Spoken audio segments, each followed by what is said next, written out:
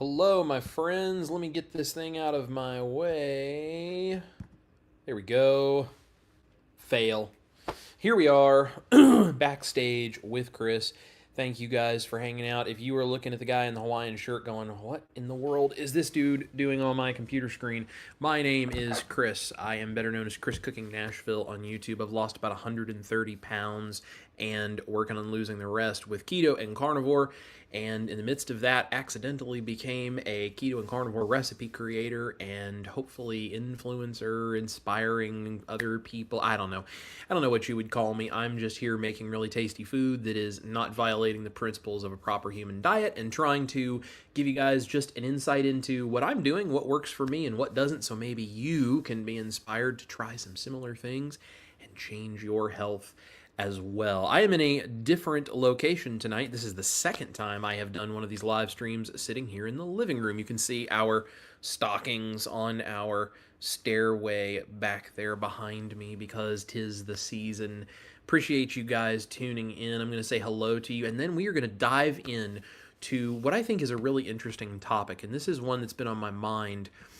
Enjoying your food is not weakness. And yes, there are people in the community who act like it is, and I'm going to tell you why scientifically, anthropologically, and logically they're wrong, and you should not feel bad about enjoying your food, provided that the thing you are enjoying is in fact truly good for you and is meeting the health needs that your body has. We're going to talk all about that. Now, I'm not a doctor. Even if I was, I wouldn't be your doctor, but I am so not a doctor. I am a redneck, country kid, guitar player, and chef. That is what I do. Now, I am really well researched, and I think I know quite a bit, but nothing I do here is medical advice because I'm not qualified to give you medical advice, and I don't have that kind of relationship with you, so this is all anecdotal information based on my personal experience. Let's see who's here in the chat. If you are here, say hello in the chat. I would love to say hello to you, and make sure you hit the like and subscribe while you are here, because if you don't like and subscribe, YouTube doesn't know that you want to see the stuff that I do. If you don't hit that thumbs up, it doesn't know if you like this kind of stuff. And if you don't talk in the chat to me, I don't know you're here, and I can't make sure to say hello to you and make you feel welcome. So do all of those things for me, and let's see who is here in the chat. Let's see, there is the beautiful Emily. Good evening, friends. I'll come back for the replay. It's graduation day. Well, excellent. Congrats to all of the graduates. Emily, have an amazing evening, and thank you for popping in earlier to say hello. Richard Williams, our neighbor in Copper Hill, says, hello, neighbors. Good to see you, my friend. Dustin says, since when did Chris get jacked? And I believe he's talking about that right there. Yeah, I wish that was the way I looked. However, today is day 4, the beginning of week 2 of going to the gym. Ash and I joined a gym, and we are going 3 times a week, lifting weights and doing some light cardio, all kinds of things, trying to, again, take my health back. It's not so much about how skinny I can get, it's about how healthy I can be so I can live a long life. And having muscle is one of the things I need to do. So I'm eating very high protein. I am eating anywhere from some days very low fat to more moderate fat, and then sometimes high fat, depending on what the needs of my brain are. And I stay as low carb as I possibly can. I'm 90 to 95% carnivore. Sometimes I throw in a veggie or a seasoning or a onion or, things like that. And every now and then I go crazy and have a salad, and I didn't die.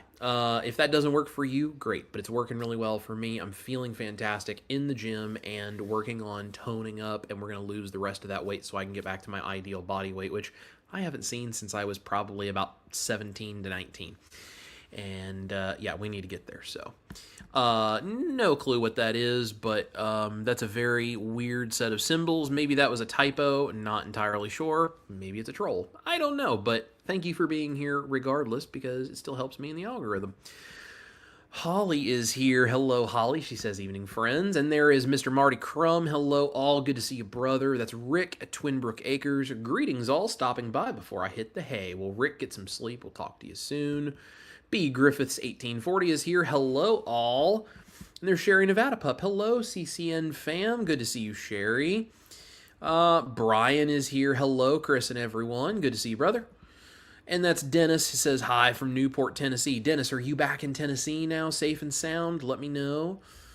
Let's see. Rebecca Harmon is here, says hi. Good to see you, Rebecca.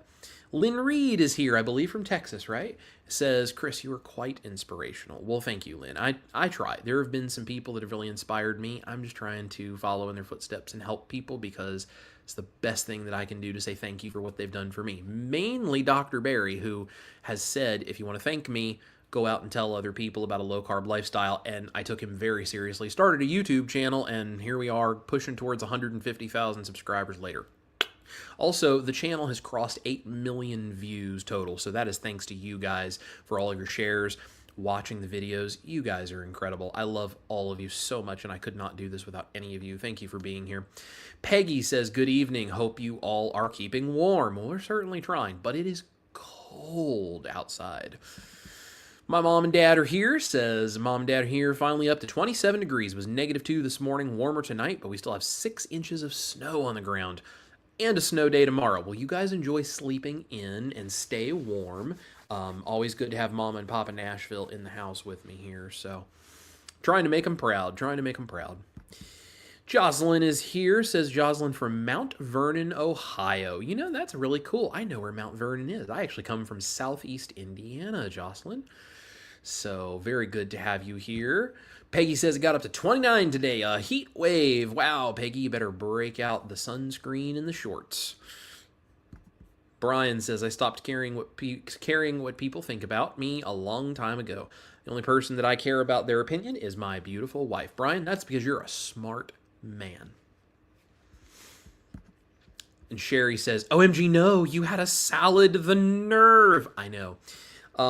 This is kind of one of the things we're talking about tonight, because there are some people in the community that will tell you if even a slight bite of anything like that passes your lips, you're not a real carnivore, which is really interesting because I've never claimed to be 100% strict carnivore 100% of the time.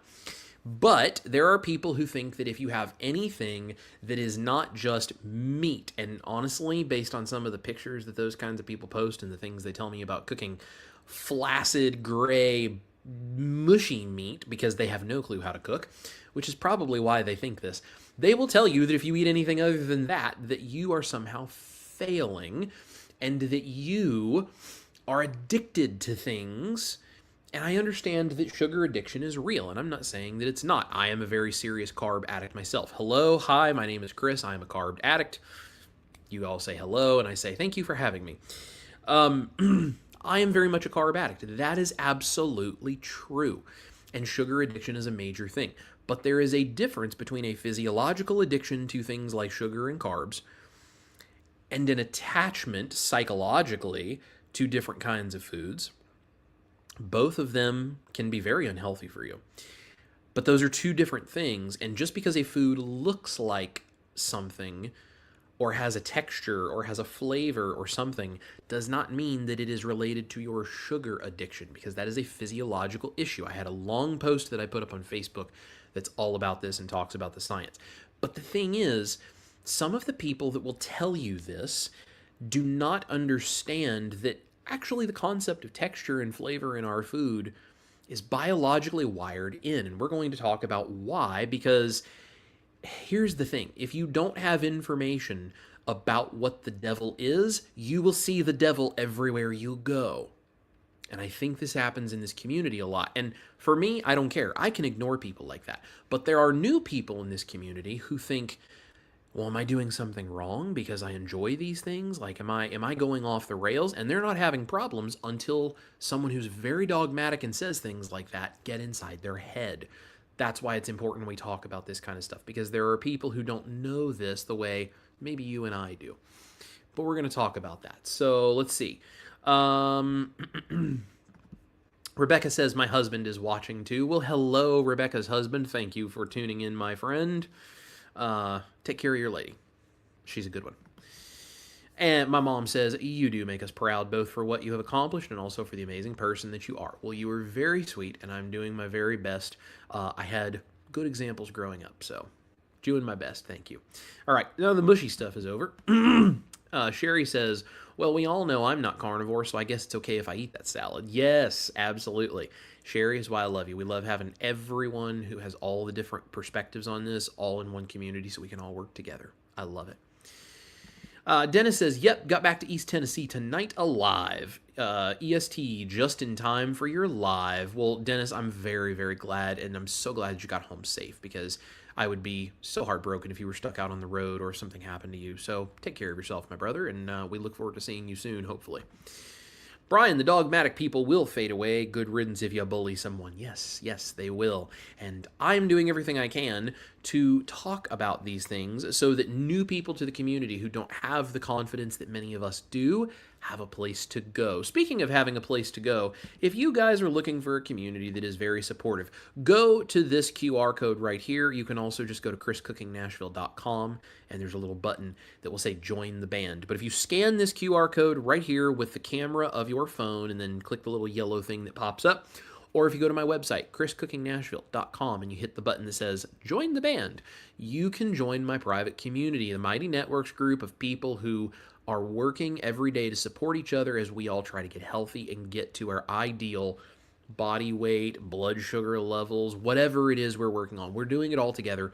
We are not dogmatic and judgmental. We are not perfect, and we don't pretend to be. We will hold you accountable if you ask us to, but we are not here to beat you up. So if you need a place to belong where you can share both your struggles and your victories so we can commiserate with you in your struggles and offer you tips and advice, or celebrate with you in your victories, no matter how big or small, go right here, scan this QR code, and come join us. We would love to have you be a part of the group. There are a bunch of those band members in the chat right now. If you are a band member and you are watching, drop it in the chat and say, I'm in the band. Would love to know how many of you are here. Love you guys. I also do private live streams, extra recipes, giveaways, all kinds of interesting stuff. And once I get done with this cookbook I'm writing, that band stuff is going to be the next thing I'm focusing on as a big project to start really growing and adding additional resources. So help me grow it. Go tell some people about it. Share it with people, and let's grow the band, and let's go change the world one plate at a time as we help each other on this journey. Let's see. I'll leave that QR code up there just in case you're charging your phone and can't get to it just yet or something. There is Nike says, good evening, everyone. Good to see you, my friend.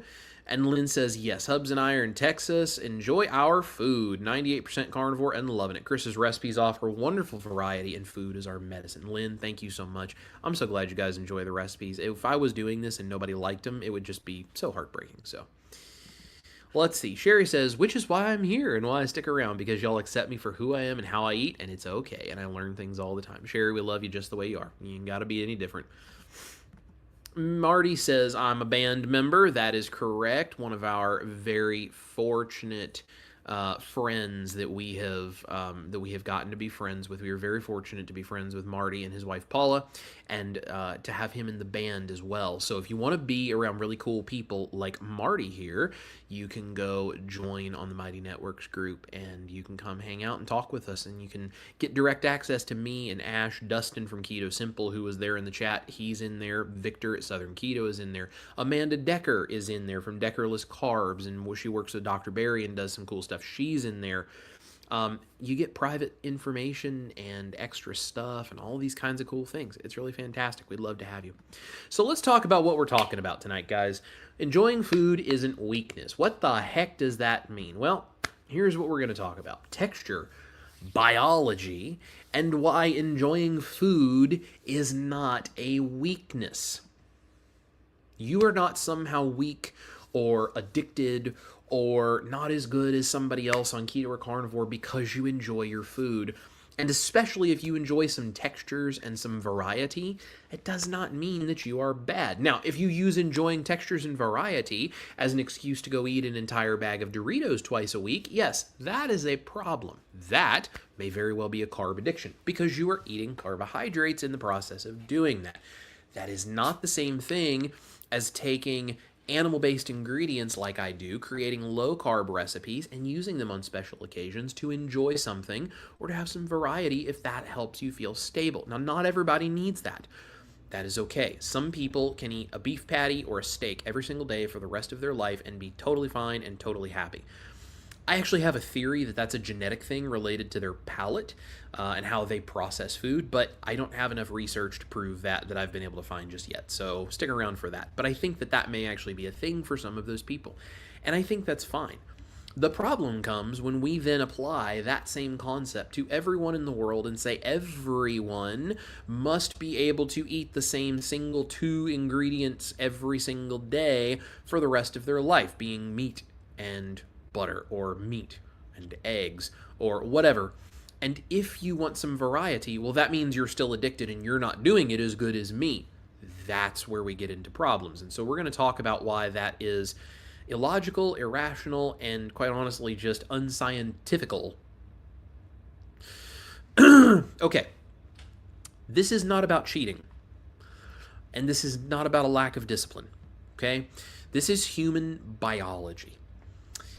If enjoying your food was somehow a personality flaw or a genetic issue or something that was wrong with you, humans would not exist. We would not have survived the last however long you believe humans have been here. I'm a creation guy from God above and salvation through Christ. You do not have to believe the same thing that I believe to be welcome here. So if you believe evolution or the Big Bang or some other religion or faith background, that is totally fine. I love you the way you are.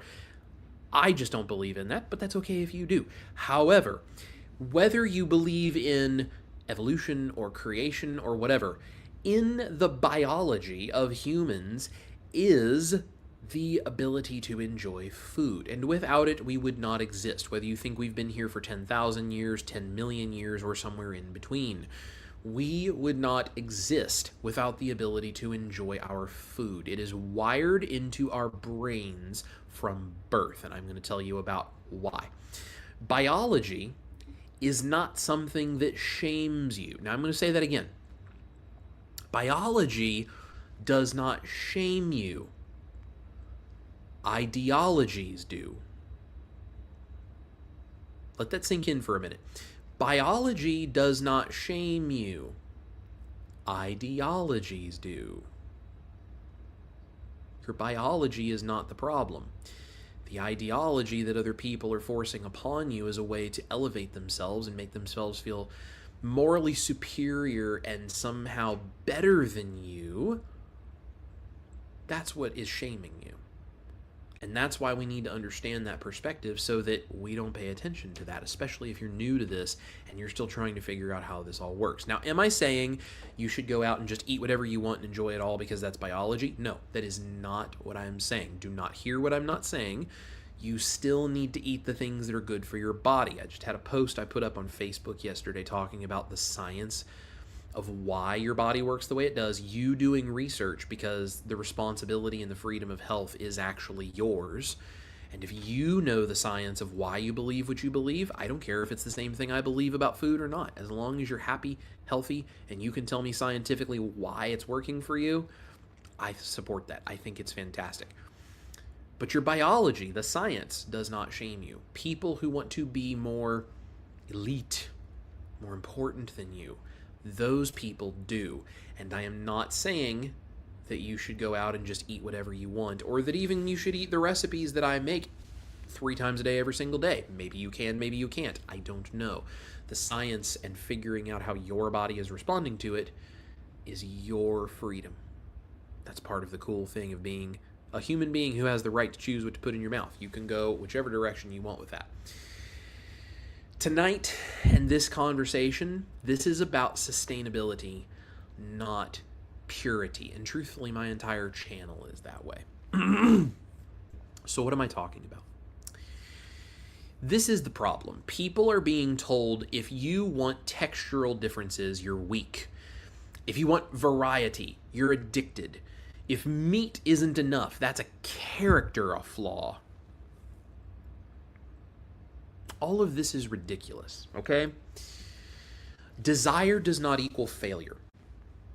Desire comes from biological feedback mechanisms. Our biology is made to create desire because it's part of how our body is wired to survive. It's an important element of how we survive. This is something we need to be able to have in our brain to survive. Without it, we would not be here. Your body giving you feedback is not a moral failure, no matter how many dogmatic people on the internet try to tell you that it is. Okay? Now, what you do with it matters, but the feedback in your body is not a moral failure. So let go of that. Like, I just want something different. Good. That means your body and your brain can still work. Excellent. Now let's figure out what we do with it. So, texture is a really big issue. You can do a lot of things with flavor, and honestly, flavor can come and go, and you can kind of play around with it and get very used to eating the same thing every day, and you're good and whatever. But sometimes texture can be a really big issue. So why is that? Texture actually came before taste, okay? Joshua Wiseman, like the biggest chef in the world right now. He's an internet YouTube chef, but he's like the biggest chef in the world. He has a book called Texture Over Taste, and it's all about textures in his food. It's a cookbook that is fantastic. Standard American diet food, so none of us probably eat any of this anymore. But the concept of how he cooks in this book is incredible. Very smart dude, very good chef. Texture is what he's focused on because texture is very important. Why? Texture helped humans survive, okay? Texture helped us figure out from the beginning, whether you want to call it creation, evolution, whatever you believe, from the very beginning, texture helped us understand the difference between fresh and rotten foods. The difference between safe things to eat and unsafe things to eat. And as we moved along and we got more into cooking our food and, extracting nutrients and even using foods that maybe weren't so good for us, but we could survive on them because we could cook them and take the poisons out of them. Beans, potatoes, lots of the veggies that are out there, like, they're much better for you. I'm not saying they're good for you, but they're not as bad for you when you cook them. And humans learned to survive on those kinds of things when there was nothing else to eat because they could cook. So cooked versus raw texture is something we started picking up on. We started figuring this out quickly. This is hardwired into your brain. And when I say that and you're like, no, Chris, texture is learned, texture is taught. No, texture is hardwired into your very biology, in your brain, in your DNA. Babies, when they're like 6 months old, will start to automatically reject slimy and gritty textures. This is instinct, okay? They will instinctively reject this. Why would they do that? Well, slimy and gritty textures tend to be associated with things like rotten foods, parasites, dirty, poisonous, junky stuff that is not good for you. We are hardwired against certain textures and hardwired to seek other textures out from the moment we are born. And by the time we're between 6 and 9 months old and our brain is developed far enough to understand what it's feeling as we're eating, babies automatically know, nope, that's not a good texture, I don't like that, and they will start to reject it. It is hardwired into our biology. Wanting crisp, juicy, tender, creamy foods is a safety and nourishment check that our brain goes through. It is a checklist. It is hardwired in. That is why our brain does this. Texture, think about it this way, texture was the original nutrition label when we didn't have those things. It was how you knew something was good for you, along with the fact that you enjoyed the flavor and you could eat it, and we figured this out really quickly. But it was one of the ways that we had, one of the elements that was a checklist. That, the smell, and the taste are the three things that we're like, okay, yeah, this is something that is good for me. So texture and the flavors and the smells are part of your checklist. Okay? Your brain does this subconsciously because this is instinctual from the time you're born. Your brain feels food, not willpower. Okay? Texture is activating what's called mechanoreceptors, okay? So it's like these little mechanical receptor things that you can tell the texture of foods. It activates these receptors in your brain, and you get these dopamine pathways that open up, and you start to get activation of dopamine pathways. And it also activates a nervous system feedback. This is how your brain knows to go bleh when it's something that is not the right texture or flavor or smell, whatever. And it's the thing that makes you go, oh, I want more of that, when your brain goes, yeah, that's the right texture, that's the right flavor, that's the right smell, that's good, that's nutrition. This is hardwired into you. It happens automatically. It's not something you control. This is instinctual. And no matter how much you discipline yourself, discipline is not going to override neurology. Ever. No matter how dogmatic somebody thinks they are and how powerful they think they are and how good they think they've got this all figured out, your brain is going to win eventually because it is your biology. It is your neurology, and you cannot override it by just disciplining yourself through it. You may be able to hang off for a long time, but you cannot override that neurology. You are going to suffer through if you were trying to take something away that your brain is going, no, I'm wired for this. That's an important thing. Think about that. We'll talk about what that actually means in a minute. So why is this good for you then? Well, your enjoyment increases, which interestingly enough, when your enjoyment increases, guess what also increases? Compliance. You cannot be successful on any way of eating if you cannot stick to it and be compliant with it. Being satisfied will increase your compliance. Biologically, hardwired into your system. Don't be mad at me if you're a dogmatic carnivore that says, no, that's not the way it works. I'm not the one that made the human body this way. This is the way the brain works. This is a real thing. Enjoyment increases the compliance with this way of eating. Compliance creates consistency, and then consistency creates the results. Because if you can't stick to it, you can't actually benefit from it. So no matter how good meat, salt, water would be for you, if you can't stick to it, it doesn't do you any good anyway. So this whole, you just need to do this, and you just need to do that, and you're weak because you can't stick to it, it's all blather, and it means absolutely nothing. Because it's like, even if it's true, it's like, okay, well, so what? So you want to sit and complain about it, or do you want to actually help people change their lives? Because if you want to help people change their lives, quit bitching. That's all it is. So enjoyment leads to compliance. Compliance leads to consistency. Consistency leads to results, and your health improves. You don't defeat your biology or discipline yourself out of it. You just work with it. That's the key. That's what makes this work. So texture also equals satiety, and this really matters, okay? Chewy, crunchy, contrasting textures They slow down your eating. They increase your fullness signals, and they reduce your grazing. Think about that. If you have to really work to chew through something, something is crunchy, something is these various textures. Now, I'm not talking about carbohydrates. I'm talking about real foods that are good for you. Chewy, crunchy, any of these various textures, and the contrast of those textures, it actually slows down your eating because you got to work to eat it. You got to work your jaw muscles, your teeth.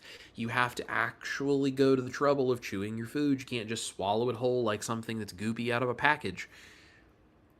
You will actually slow your eating, increase your satiety signals, and reduce your grazing tendencies biologically.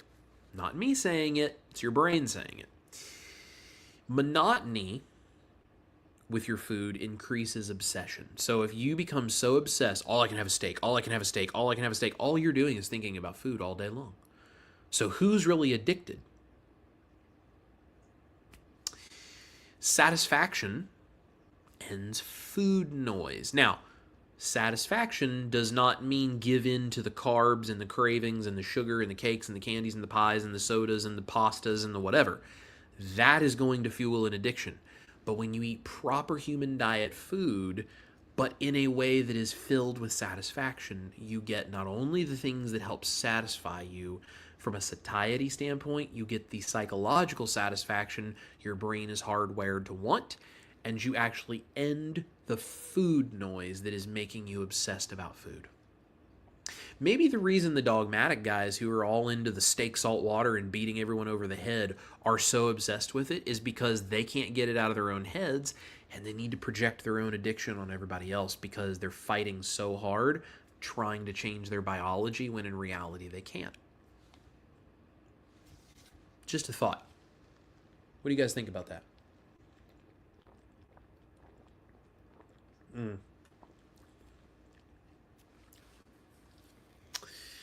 So why is this good for you to have texture equaling satiety?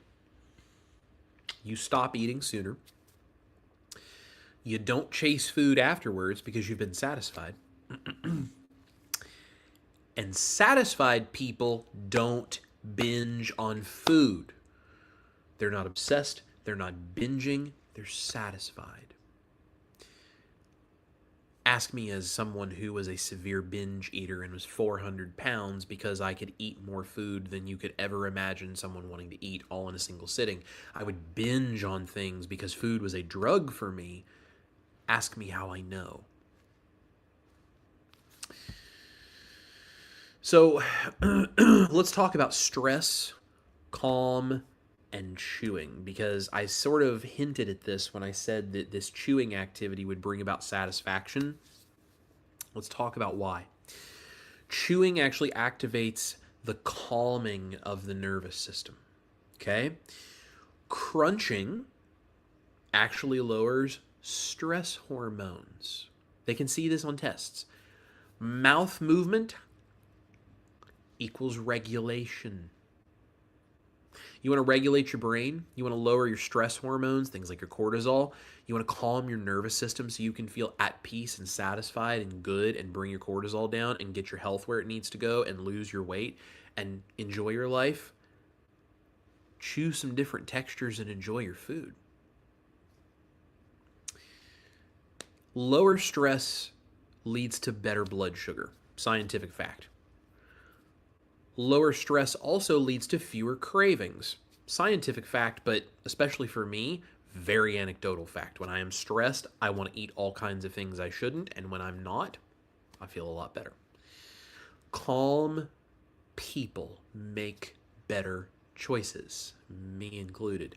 So chewing activates this calming effect, enjoying these textures, enjoying these varieties of things, and it calms you down. Now, what you're putting in that you're getting those textures from matters. But the textures or the flavors that kind of come along with these things, that's not the problem. That's the solution. Crunch isn't indulgence. It's actually regulation. Same goes for chew. Just think about that. That's not actually indulgence. That's a hardwired thing in your body that helps regulate your brain. Ask the autistic guy how important that is. So here's the line that I know everyone's like, but addiction, but addiction, but addiction. Yes.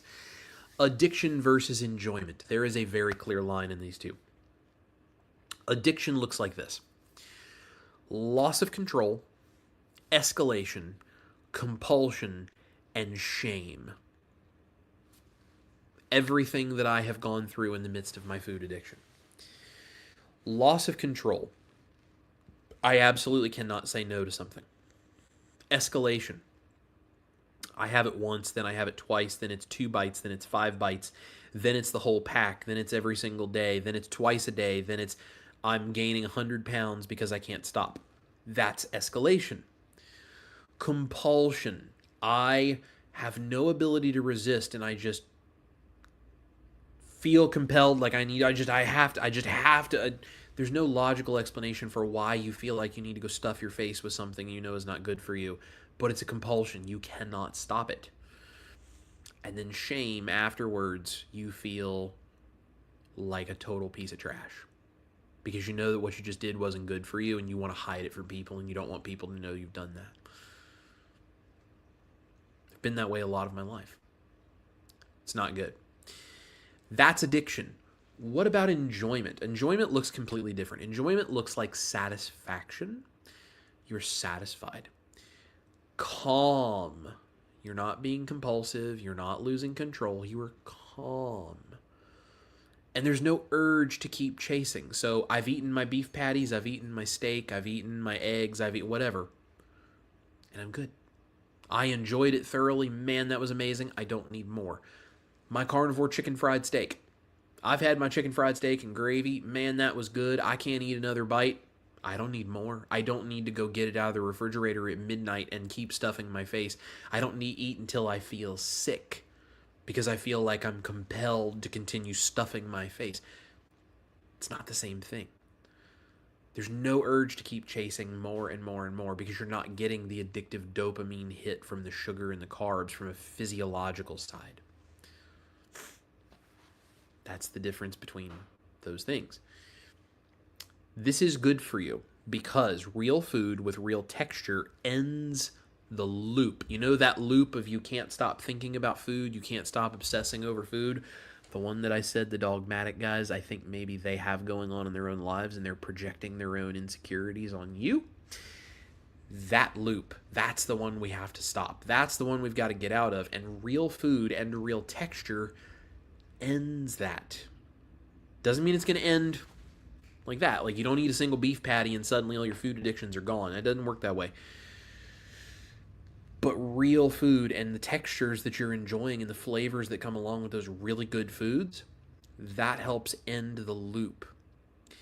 The problem is that fake food that we have all been eating from stores and in packages and all this stuff for so long, it overstimulates you. Real food just satisfies you, but fake food overstimulates you, and that's what turns into this problem because we've been eating all of these fake foods for so long. The other thing is all of these fake foods use things like texture and flavor and addictive things and sugar and carbs and all this stuff that we get a dopamine hit from. And it replicates the things that your brain would look for in whole, real foods, but it does it being nutritionally void. So you're not getting the nutrition you need, but you're being stimulated to have more and more and more of these dopamine hits and chase the calm and chase the nerves. But because it comes with the addictive stuff, it drives addiction rather than satisfying you. It's not the flavors and the textures and the way the food looks that's the problem. It's the ingredients that are in it and the fact that it's been designed to addict you. It has been designed to make you compulsively eat more and more and more because the more of it you eat, the more money they make, and they don't care if you die early. The texture, the flavor, the recipes I create, that's not the problem. The problem is what's inside it. Always has been, always will be, and now we have this idea that somehow if you eat anything other than a plain steak, you're failing because we, again, if you don't have the right information, of what the devil looks like. You just see the devil everywhere. So you see the devil in the food that is in the grocery store that's killing people and causing diabetes and cancer and everything else. And then you see somebody like me making food that looks and tastes similar and maybe better. And you go, oh, those two must be the same thing. And Chris is the devil too. But I'm not. And people who are eating these things are not in league with Lucifer in the carnivore sense or keto sense. They are instead tapping into their hardwiring and enjoying the variety, which is helping them feel stable. That's why we do what we're doing. And it doesn't mean that everybody needs that, or everybody even wants that, or that everybody can handle that. There are people that have psychological issues that recipes like that would not be good for. That's not the same thing as a carbohydrate addiction. That's what that Facebook post that I was talking about is all about. The science does not lie. You cannot ignore the fact that a physiological addiction and a psychological attachment are two very different mechanisms in the body. Doesn't mean that both aren't bad. They can both be a very big problem, but they are two completely different things, and one has nothing to do with the other in terms of my recipes being proper human diet or not, which is a very interesting argument that people love to make. So if you use recipes like mine, great. If you don't, that's fine too. But the recipes aren't the problem. The fake food that overstimulates people, that's the problem. This is why I cook the way that I do.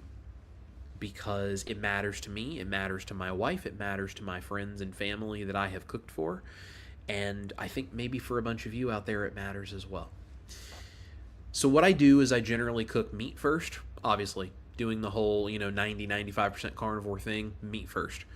Low carb carnivore is the framework, right? Of course, I'm staying as low carb as I possibly can, keeping the addictive sugars and grains and all that kind of stuff out of my daily intakes and, not letting that mess with my body because that's where the addiction comes from.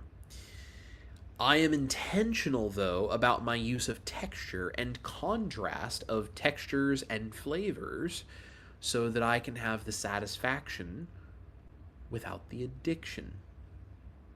That's the goal. This keeps people, and when I say people, I'm saying me and my wife, and a bunch of you out there too. This keeps people consistent. This prevents burnout, especially the, oh my gosh, I don't want to eat another steak. I don't want to eat another egg. I don't want to eat any of this kind of stuff, right? The fatigue, the meat fatigue, right? It prevents that burnout. And it makes real food win in your mind. That's the thing that's really the hardest, isn't it? Is getting over the battle that's internal because we have to fight the demons that are stuck to us because other people gave us bad information and we ate things that weren't good for us. My job as a YouTuber, as someone who's creating these recipes, who's trying to inspire people, my job is not to make you tougher. It's to make real food in your life powerful, so that you don't have to be. That's what I do. That is why I do what I do. And here's the thing.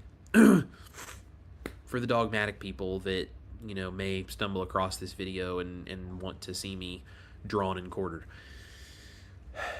Discipline matters, yes. Structure matters, yes. Biology always wins long term. And ignoring that human wiring causes failure far more than any of my recipes ever could. Beating people up, ignoring their wiring, acting superior to them, and trying to make people fight their biology to live up to some ideological expectation as if it was like a religious observance, that is what makes people fail. That is what makes people struggle. That is what makes people feel unwelcome. And I wonder how many people we lose to early painful deaths because the people they ran into were too proud to just help them. Pride is a big issue. And if we are so prideful and feel ourselves to be so elite and so above everybody else that we don't have any time to reach out and help people who are struggling, especially to have some kindness with it and to have some understanding and not try to force them into a box of what we do that can't actually be backed up by science, makes me sort of wonder, what are we doing? Wanting enjoyable food is not weakness. Sustainability turns into strength. So if those recipes make it sustainable for you, then that leads to the consistency and the strength that it takes to change your life. Strength is not denial. Strength is sustainability. Let that one sink in. Strength isn't denial. Strength is sustainability. So,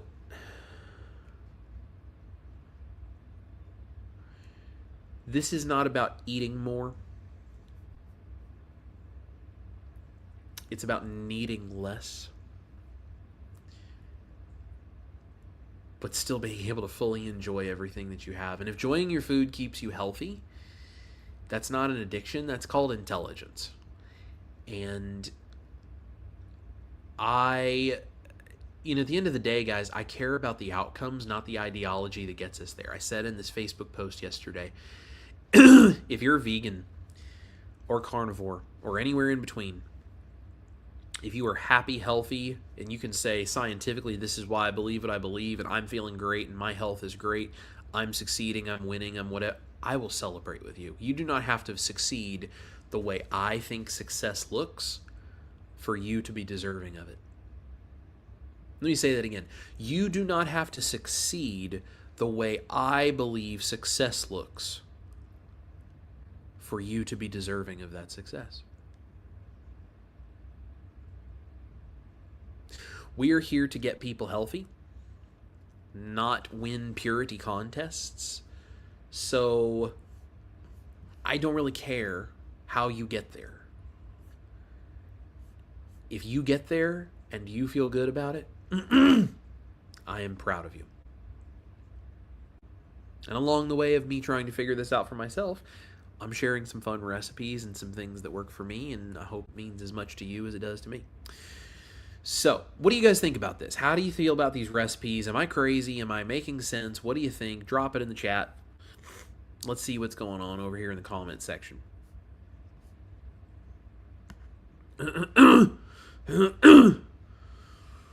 Let's see. Sherry says, I don't think people who change their lifestyle and way of eating would be successful if they did not enjoy their food. Just my humble opinion. I agree with you. Totally agree. There's Carrie. Hola, family. Good to see you, Carrie. I believe that creationists were created and evolutionists evolved. Works for me. Dennis has to run. We'll catch the rest later. Thank you, Chris. Hope you all have a wonderful night. I'm sorry, Brian. I was looking at a comment that Dennis left here. Brian has to run, and we'll catch the rest later. Thank you, Chris. Hope you all have a wonderful night. Brian, have a great night, brother.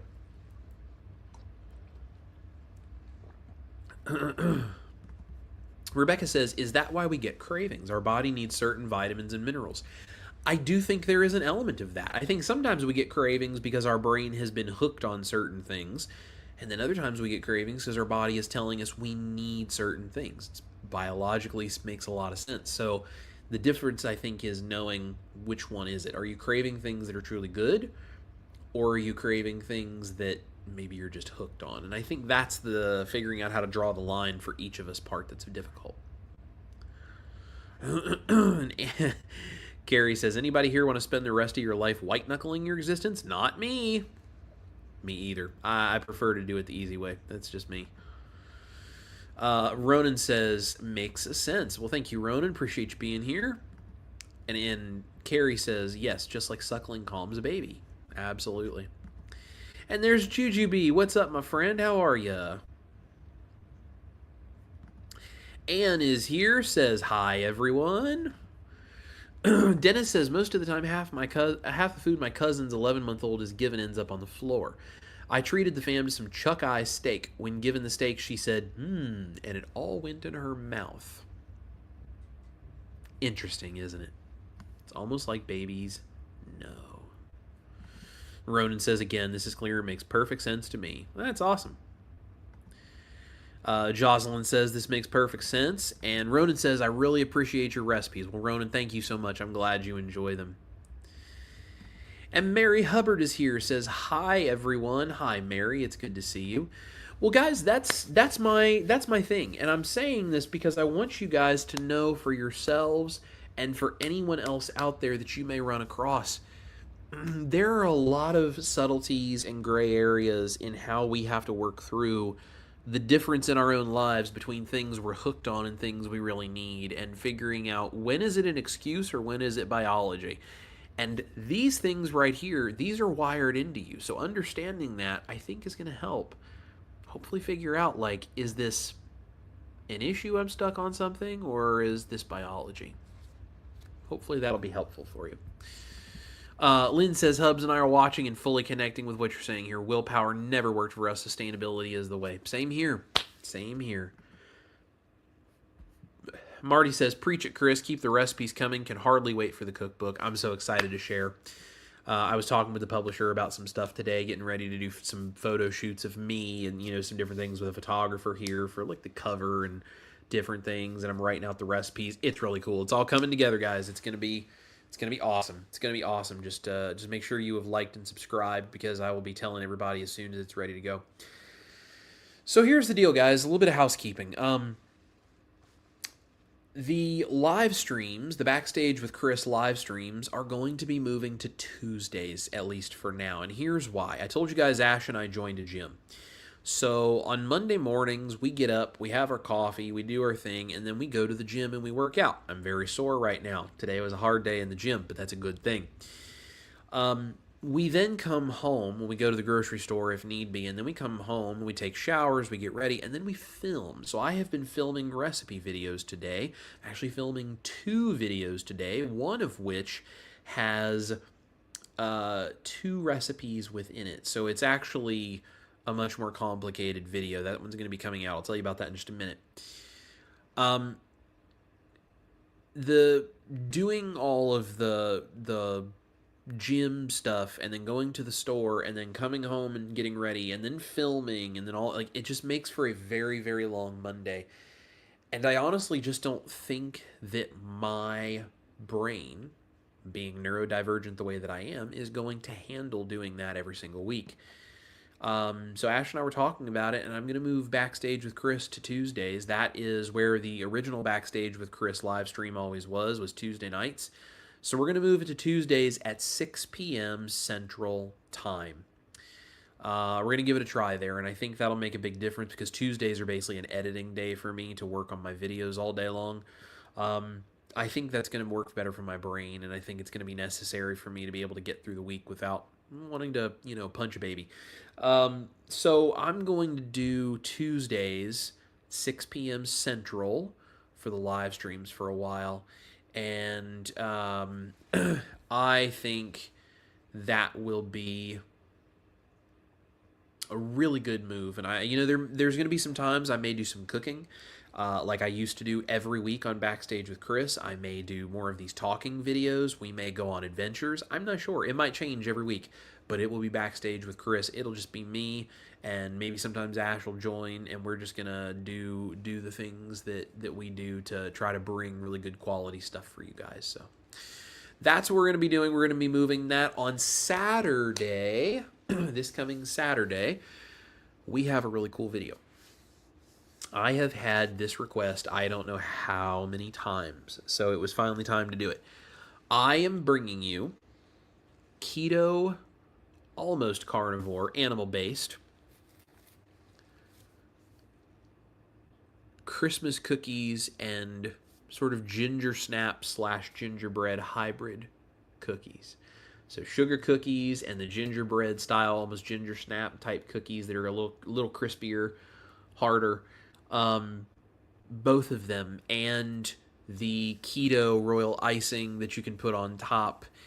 And, again, other than the sweetener, it's all animal-based stuff, sweetener and vanilla extract, so it's all animal-based, so it's almost carnivore. No nut flours, none of the weird grittiness, none of that stuff. Um, and they're really, really good. And not only do I show you how to bake them in the oven, I actually show you how you can make each of them in an air fryer. So if you want to make like a little quarter recipe or something and just make like 3 or 4 cookies for yourself to have while everybody else is having their typical cookies, you'll be able to do that. I will tell you, you're going to need egg white powder and whey protein isolate. Those are the 2 main ingredients. Everything else you can get pretty easily. Those are the 2 if you want to get some stuff ready to go so you can make some holiday cookies for the family. Those are the 2 you want to make sure you have on hand that might be a little bit harder to track down. Also, maybe some butter powder. You don't have to have it. It's optional, but it is really, really nice to have a little bit of the butter powder. So that video is coming on Saturday. That's going to be fantastic, and I'm going to show you, like I said, not only how to do the cookies in the oven, but also give you the times and temps to do them in an air fryer if you just want to do, 3, 4, 5 little cookies, a little tiny batch of it. I used cookie cutters to make the fun shapes. You don't have to. You could just roll them out, press them flat, and do round cookies, but either way, they're really, really good.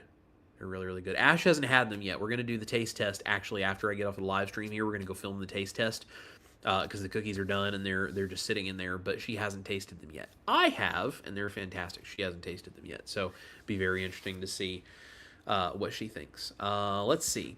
Before I say goodbye to you guys, let me just make sure I didn't miss anything here. Donna is here, says, I really love the recipe you shared about using powdered milk to make fried chicken. Well, thank you, Donna. That carnivore fried chicken recipe is quite tasty. It really, really is. Ronan says, bloomin' ribeye coming to my kitchen soon. Well, I hope you enjoy that, my friend. That is one of the best steaks I have ever eaten in my life. Ash says she thinks it might be the best steak she's ever had. Oh, so good. You guys are seriously, you're gonna love that. If you love the bloomin' onion, you're gonna love that bloomin' ribeye. If you guys haven't seen that video, it's the latest recipe video on my channel. Just came out on Saturday. Go check it out. Bloomin' onion and bloomin' ribeye, keto and carnivore. Amazing. And the bloom sauce and the bloom seasoning, the whole thing. It's all there. B. Griffith says, Tuesday is so good. This is my 4th live in a row on this Monday night. Haha. I love it. Well, Tuesdays I think is going to be really good. So we'll be seeing you next week starting on Tuesdays at 6 p.m. Just keep an eye on the channel. So Rebecca says, women crave things during certain times of the month. I'm finding healthier options for my cravings. Yes, Dr. Mindy Peltz has a bunch of good information about that. She can really help you. Actually, Ben Azadi just did an interview talking with her. Really, really cool. Ash has learned a lot from her. Great stuff. So yeah, there's a number of women out there that can really help with that, but you're right, women's hormones totally different than guys, which is why if you're a guy and you're talking about a woman's health and her diet and what's going on, you probably should just shut up and listen because you probably don't know. Jocelyn says, after decades, I'm with food has taken decades to heal. Carnivore, ketovore did the trick. Can't wait for your book. Your recipes rock. Well, thank you, Jocelyn. I appreciate that, and I'm glad you're finding success. Carrie says, the only frying I want you to do is in the kitchen. Yes, absolutely.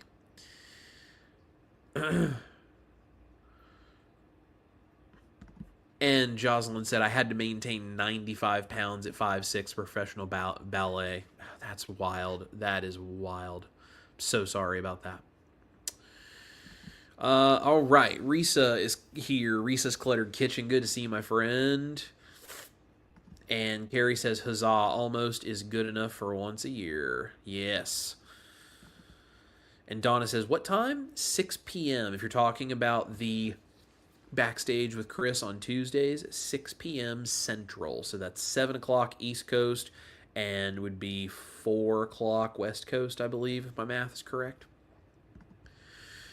And Lynn says, making fried chicken tomorrow. Love it. I hope you enjoy that, Lynn. So good. Lynn says, restate Saturday time again, please. On Saturday, 10:45 a.m. Central Time. 10:45 a.m. Central. So 11:45 a.m. Eastern. That video will be dropping on Saturday. And it's the sugar cookies, the ginger snap, gingerbread hybrid kind of cookies, and the keto royal icing. It's really good stuff. So, and like I said, do it in the oven, but you can also do it in an air fryer if you want to just do a little small batch and you want to make them quickly, and it happens a little faster in the air fryer because of the compactness. So, It's kind of a fun way to do it.